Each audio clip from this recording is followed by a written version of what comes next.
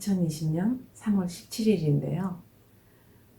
지난 29편에서 우리 다시 사랑할 수 있을까? 라는 주제로 재혼을 앞두고 있는 그 부부들의, 그러니까 예비 부부들이죠. 예비 부부들의 그 두렵고 또 한 번 상처받았는데 또다시 상처받으면 어쩌나 하는 그런 어떤 두려움 때문에 재혼을 많이 이렇게 염려하고 또 서로 좋아하는 사람이 있어도 이렇게 결단을 내리기 참 어려운 그런 상황에서 정말 내가 다시 사랑할 수 있을까?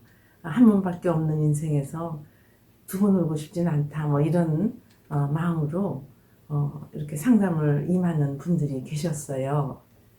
그리고 또 요즘에는 이혼하기 전에도 상담을 이렇게 하는 분들이 많이 늘어나고 있지 않습니까?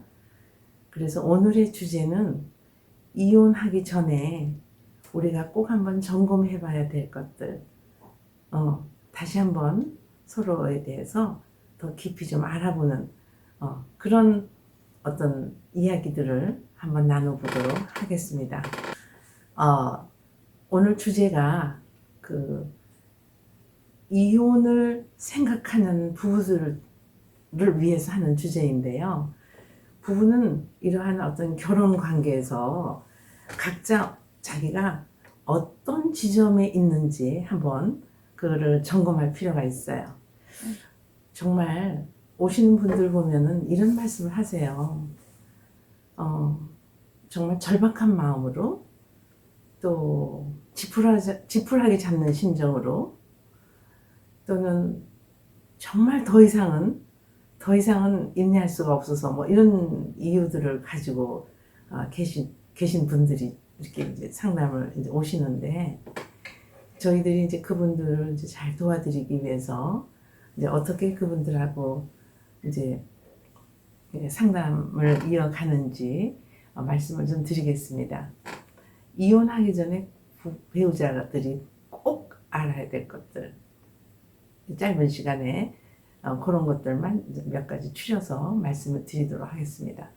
보통 일반적으로 부부 상담을 요청하시는 분들께서는 현재 직면하고 있는 그 여러 가지 어려움과 갈등이 있을 뿐만 아니라 부부 관계에 내재되어 있는 그 감정들이 상당히 이렇게 뭐라 그럴까요? 격해 있다 그럴까요? 아니면은 그냥 아주 좌절 가운데 있다 그럴까요?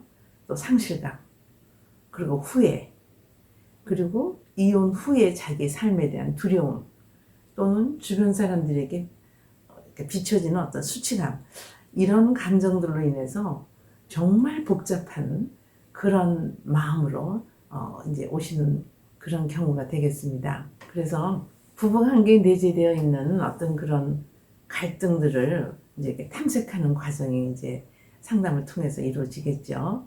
그리고 부부 상담 치료 계획을 이제 어떻게 세울 것인가에 대해서 이제 상담이 이어지는데요. 뭐 다 똑같지는 않죠. 다 상황과 어떤 배경과 그 원인이 조금씩은 다 다르겠지만 감정들은 거의 같더라고요.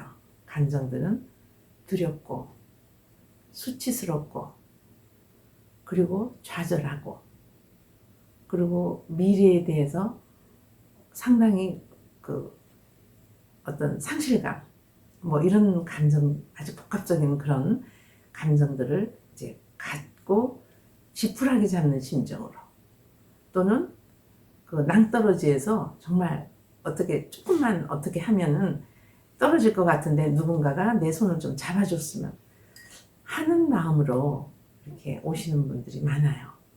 그 상담을 의뢰하는 그 내담자 부부들은 정말 많은 갈등과 큰 고통을 안고 있죠. 둘만의 문제뿐만이 아니라 또 이제 자녀들의 문제. 그래도 자녀들이 이제 이렇게 어린아이도 있을 수 있고 또 뭐 중고등학교 가장 예민한 시기에 어떤 사춘기 때 중학생들 이런 자녀를 둔 부모님들도 계시고 또 이렇게 대학을 다니는 자녀들은 조금 그래도 조금 더 덜한 것 같아요. 이제 유아기나 영유아기, 아동기 이런 어떤 청소년기 아이들보다는 조금 더 덜한데 절박한 심정으로 오시죠. 대부분 절박한 심정으로 상담에 참여하는 분들이 많으시고 또 상담에 대한 기대도 부부가 다 달라요. 그리고 또 이렇게 이혼을 하겠다고 오는데 두 분 중에 한 분은 이혼을 결단하고 오시고 또 한 분은 나는 지금 이 삶을 그냥 계속 이혼하지 않고 지속하고 싶다. 그래서 좀 더 우리 관계가 좀 치유가 되고 또 관계가 좀 더 회복이 됐으면 좋겠다는 뜻에서 상담을 왔습니다. 이게 부부가 이제 기대가 달라요. 상담의 기대가. 한쪽은 이혼을 결심을 했고 한쪽은 뭔가 좀 더 좋은 관계로 성장하고 회복하기 위해서 왔다. 이런 경우에 두 분이 상담에 임하는 자세도 다르고 그리고 상담의 목표도 다르고 또 기대도 다르겠죠. 한 사람은 부부 관계를 끝내고 싶고 한 사람은 관계를 회복하고 싶고 뭐 이런 경우도 있고 또 둘 다 관계를 끝내겠다. 더 이상 이제 보고 싶지 않다. 이런 분들은 그렇게 상담까지 오지 않는 것 같아요. 그러니까 좀 더 우리 관계를 상담을 통해서 좀 이렇게 좀 회복하고 싶고 좀 성장하고 싶고 서로를 좀 더 요인이 뭔지를 좀 알고 싶고 그래서 이제 전문가를 찾아서 이렇게 오시는 그런 경우인데요. 자신의 문제에 초점을 맞춰서 해결해 주면 좋아하죠. 그러니까 아내나 남편이 그 해결해야 될 어떤 그 문제의 핵심이 서로가 다를 수가 있어요. 그래서 상담을 같이 하는 경우도 있지만 이렇게 아내 따로 남편 따로 이렇게 하기도 하고 또 필요에 따라서는 함께 하기도 하고 또 각각의 개인 상담을 통해서 결혼에 대한 어떤 만족도라든가 또 배우자에 대해서 가지고 있는 어떤 감정이라든가 그리고 어떤 갈등의 요인이라든가 또는 뭐 두 분 중에 누군가가 지금 현재 어떤 신체적인 또 심리적인 그런 학대를 하고 있는 건 아닌지 또는 또 이렇게 외도를 하고 있는 건 아닌지 이제 이런 부분들을 이제 살펴보게 되는데요.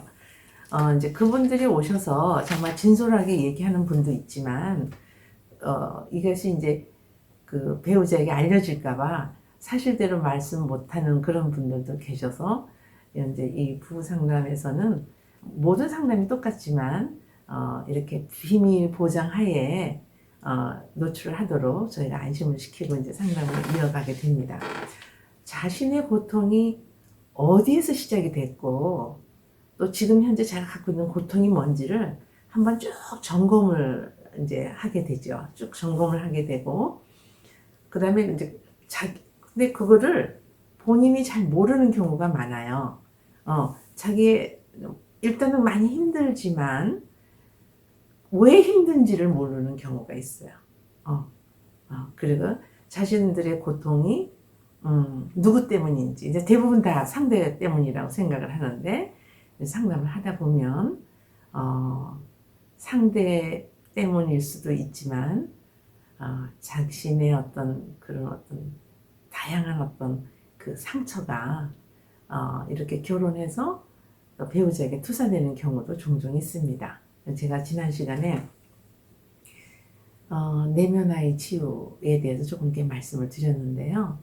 뭐 다 그런 건 아닌데 종종 자기의 문제 때문에 부부관계가 원활하지 못하는 경우도 있다라는 것을 이제 말씀을 드리면서 이제 내면에 있는 이제 몸은 성인이지만 내면에 어린 시절에 받았던 여러 가지 그 상처 그리고 충족되지 못했던 어떤 욕구들 또 해결되지 못했던 욕구들이 이제 결혼해서 배우자에게 기대를 했는데 이제 자기 자신이 이제 한 기대지 그 기대를 충족시켜 줄 만한 그런 배우자가 아닐 수도 있었겠죠. 이제 그런 상황에서 결혼하면서 이제 그 어떤 자기의 기대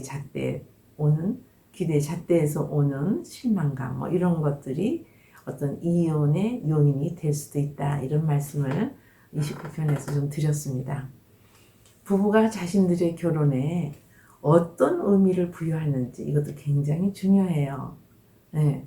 그냥 뭐 아무것도 생각 안 하고 그냥 너무너무 좋아서 그냥 함께 있고 싶어서 결혼한 부부도 있지요. 그렇게 해서 정말 행복하게 사는 부부도 있지만 또 결혼이라는 것은 꼭 둘이만 좋다고 해서 행복한 것이 아니기 때문에 뭐 경제적인 문제, 또 서로의 어떤 성격상의 문제, 그 다음에 어떤 그 고부간의 갈등이라든가 또는 뭐 친정과 또 시댁과의 뭐 이런 여러 가지 어떤 관계들이 이렇게 복합적으로 있을 수가 있겠죠. 결혼이라는 것은 딱 남자와 여자가 결혼해서 두 사람만 살면 참 좋은데 현실은 그렇지 못하니까 가족과 가족 또 가정과 가정이 이렇게 새로운 가정이 만나서 이루어지는 게 결혼이다 보니까 어떤 관계에서는 여러 가지 이제 복합적인 갈등으로 인해서 남편과 아내는 남편은 정말 사랑하고 살고 싶은데요. 시댁 식구 때문에 너무 힘들어서 못 살겠어요. 라고 오는 젊은이들도 요즘 꽤 있어요. 그리고 너무 가깝게 살아서 정말 힘들어요. 그리고 이렇게 뭐 수시로 오시고, 이제 뭐 반찬 같은 것도 해서 가져오시고 이제 그러는 건데, 이제 그런 것들이 너무 이제 이게 스트레스다라고 하는 이제 젊은이들도 꽤 있습니다. 그래서 도저히 못 살겠다. 이제 이런 젊은이들이 생각보다 많아요.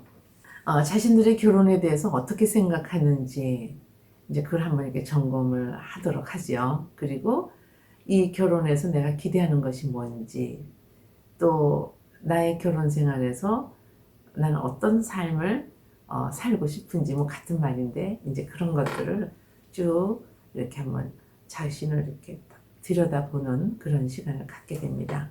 그리고 결혼에 임하는 자세, 그리고 또 희망과 기대, 뭐 이런 것들이 무엇인지. 그 다음에 이제 결혼 관계에서 제일 중요한 거는 부부 각자의 그 헌신과 그 다음에 이제 이 보통 사랑이라는 게 그 미국의 이제 스탠버그라는 학자가 사랑의 삼각형이라는 그 이론에서 이런 얘기를 했잖아요. 이제 헌신과 이제 사랑에는 헌신이 있어야 되고, 그리고 두 사람의 친밀감이 있어야 되고, 그리고 두 사람의 사랑하는 그 열정이 있어야 되는데, 이것이 헌신이 길고 친밀감이 아주 짧고, 그러니까 여러분들이 이제 제가 말씀할 때 이렇게 삼각형을 한번 생각해 보세요. 정삼각형. 이렇게 정삼각형을 생각할 때 꼭지점을 생각해 보세요. 그러니까 한 변의 길이가 헌신이고, 한 변의 길이가 친밀감이고, 한 변의 길이가 두 사람의 어떤 열정이다 했을 때, 요 세 변의 길이가 같아야 바람직한 사랑이라고 할 수 있다. 지난 29편에서 우리 다시 사랑할 수 있을까요? 이제 그 부분에서 가장 핵심이 뭐냐면 한 번 이혼을 통해서 상처를 받았는데 두 번 상처받기가 두려워서 결단을 못하는 그런데 좋아하는 사람, 사랑하는 사람이 생겼어요. 뭐 이런 사람들이 있죠. 그래서 그런데 결혼은 두렵습니다. 그냥 친구로 지내고 싶어요. 그런데 자녀들을 위해서는 좋은 엄마와 좋은 아빠가 필요합니다. 뭐 이런 상황이 되는 거죠. 그러니까 결혼 전이나 결혼 후에나 또 이혼 후에나 다시 재혼하기 전에나 다 똑같이 우선 첫째는 자신에 대해서 정확하게 알고 나의 라이프 스타일은 어떤 것이고 또 나의 성격은 어떻고 내가 내 삶에 대해서 기대하는 것이 무엇이고 뭐 이런 것들을 잘 이렇게 점검을 하고 또 내가 원하는 라이프 스타일에 맞는 사람은 어떤 사람이고 뭐 이런 것들을 한번 이렇게 리스트에 적어서 구체적으로 한번 이렇게 정리를 해보는 것도 좋을 것 같아요. 자, 오늘은 여러분들 도움이 되셨는지 모르겠어요. 제가 이혼하기 전에 꼭 한번 점검해야 봐야 될 것들, 또 결혼하기 전에 한번 봐야 될 것들, 이런 것들을 이제 말씀드렸고요. 정말 가정 폭력이 있고 외도가 진행되고 있고 이런 건 조금 다르죠. 이런 거는 정말 조금 다른 차원에서 접근을 해야 되겠죠. 막 한 번도 아니고 뭐 이렇게 수차례 외도를 하고 또 가정 폭력을 하고 이런 배우자라면은 이건 조금 다른 접근을 통해서 아마도 이혼을 할지 아니면은 서로 관계를 회복할지, 그러면 어떻게 회복할 것인지 이런 것들은 이제 또 다른 시간에 한번 말씀드리도록 하겠습니다. 엄청난 그 스트레스와 두려움과 불안 속에 있습니다. 여러분들 가정에도 그러한 일로 해서 심려가 많으실 텐데요. 이 코로나19가 빨리 잠잠해지기를 정말 진심으로 기대하는 마음입니다. 여러분들 건강하시고요.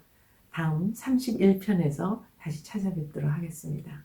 네, 경청해 주셔서 감사합니다.